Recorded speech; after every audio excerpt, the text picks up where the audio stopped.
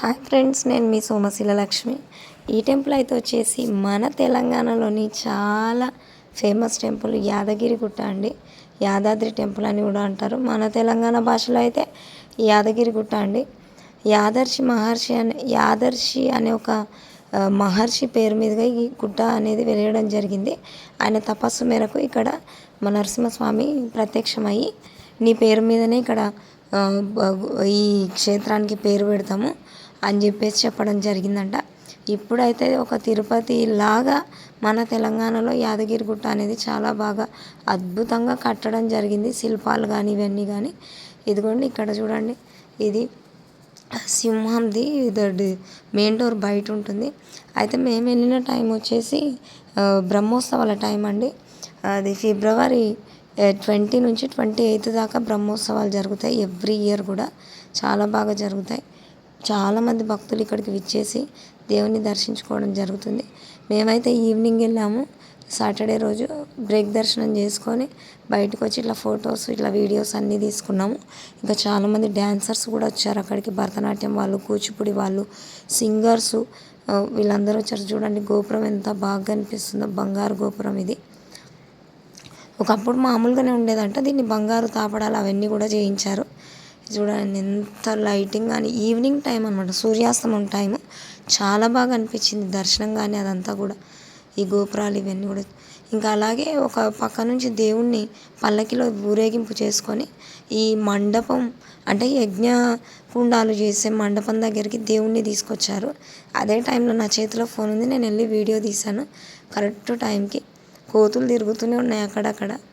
వాటికి ఏం భయం ఉండదు, మనమే భయపడాలి కోతులకి. ఇంక ఇక్కడ చూడండి, ఇటు సైడ్ శివాలయం వెళ్ళే రూట్ ఇది.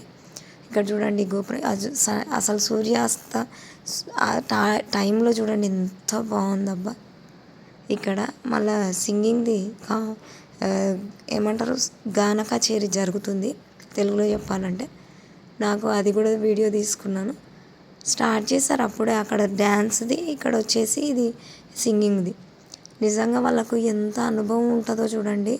ఆ తబలా అవన్నీ కొట్టుకుంటూ పాడడము, సంగీతం అనేది నిజంగా అద్భుతం. అది సంగీతానికి ఒకప్పుడు రాళ్ళు కరిగిపోయేవంట, అలాంటి అద్భుతము వాళ్ళ అక్కడ యాదాద్రి స్వామి దగ్గర ఆ మండపంలో వాడడం జరుగుతుంది.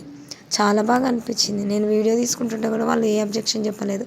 ఇక్కడైతే కోతులు ఉన్నాయి శివాలయం వెళ్ళే దగ్గర. చిన్న కోతి పైకి ఎగిరింది, పెద్ద కోతి కింది నుంచి వస్తుంది.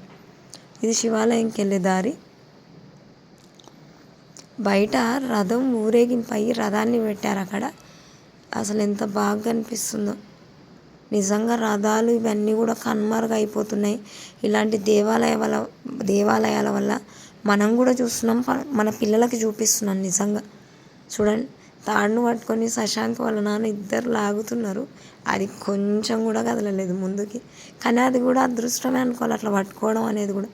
ఏదో మాకైతే అక్కడ దర్శనం ఇచ్చింది. నాకైతే మంచిగా అనిపించింది, ఇద్దరు పట్టుకొని లాగుతుంటే ఫోటో తీసిన.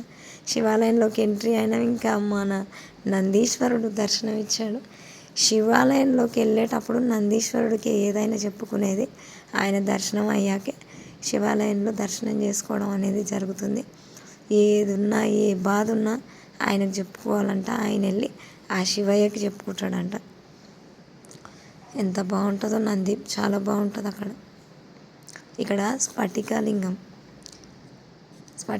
దగ్గర మేము టికెట్ తీసుకొని అర్చన చేయించుకున్నాం. ఇక్కడ మళ్ళా శివాలయం వెనకాల బ్యాక్ సైడు వచ్చేసి వినాయక స్వామి చిన్నది టెంపుల్ లాగా ఉంటుంది, అక్కడ దర్శనం చేసుకొని మళ్ళీ అక్కడ నుంచి పర్వతవర్ధిని అమ్మవారు, రామలింగేశ్వర స్వామి. ఇక్కడ పర్వతవర్ధిని అమ్మవారు చూడండి ఎంత బాగా వెలిగిపోతుందో అమ్మవారు. అయితే 2 కళ్ళు సరిపోవట్లేదు తల్లి.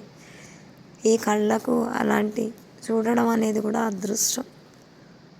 ఎంత బాగా అనిపించిందో, మనసు పీస్ఫుల్గా.